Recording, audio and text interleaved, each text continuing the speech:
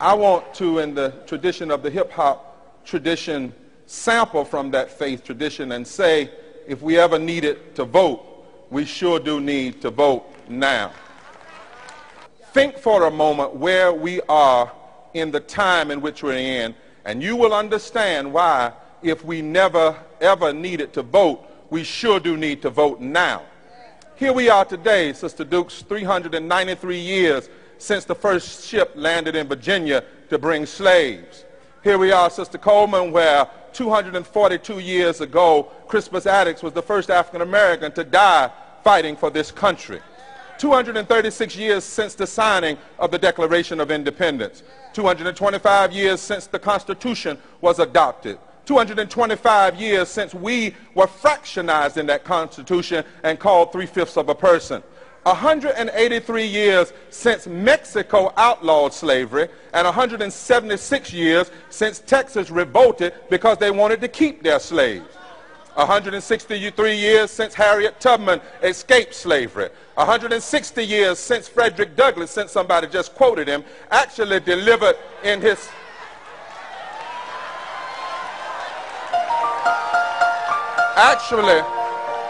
actually delivered in his 4th of July speech that America's July 4th celebrations were fraud, bombast, hypocrisy until America did right by the sons and daughters of slaves.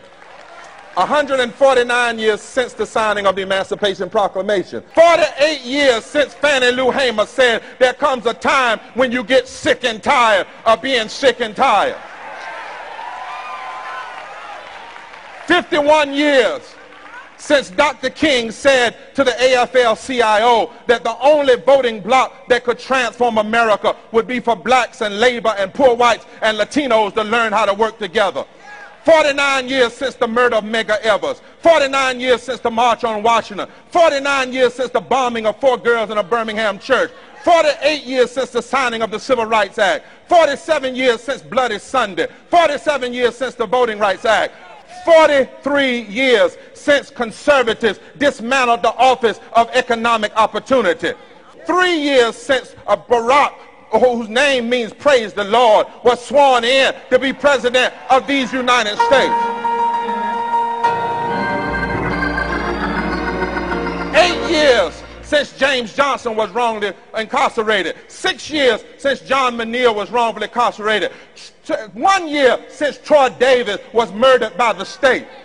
4 months and 11 days since the shooting of Trayvon Martin. 4 months since the secret documents revealed by the National Organization on Marriage that they started the same-sex marriage fight not for moral reasons but to split the black and LGBT community in order to defeat President Obama. We have been through too much and seen too much and fought for too much if we ever needed to vote. That's why you're here. But there's one more piece. Not only have we been through too much, there's still too much to fight. 27.4% of African Americans in poverty. 12 million children, red, yellow, black, and white, in poverty. 27 million Americans unemployed. 14% of African Americans unemployed. 49 million of Americans uninsured. 1 out of every 5 African Americans uninsured. 1 million African Americans incarcerated. Politicians can say, elect me and I'll take your health care.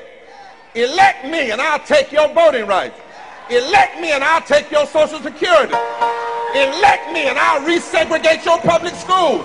Elect me and I'll ignore your poverty and still get votes. Here we are, 22 million Americans, African Americans, eligible to vote, and yet 8 million didn't vote. 1% of the population controls 42% of the wealth. 10% of the population controls 93% of the wealth. 117 days until election day. And across this nation, the tough times, we've seen an implosion of our economy. Despite the evidence, there are those who want to give pity to billionaires and inflict more pain on the poor. Never in history has so much money been spent to resist equality. The gross sums of money being spent to take us backwards is lewd, is pornographic, is blatant, and is arrogant. These are troubling times. These are critical times. And if we ever needed to vote, we sure do need to vote now. I don't know if Republicans are going to show up. I don't know if Democrats are going to show up. But the sons and daughters of slaves, we better the hell show up. Our parents did more with less than we have today. With less, they beat slavery.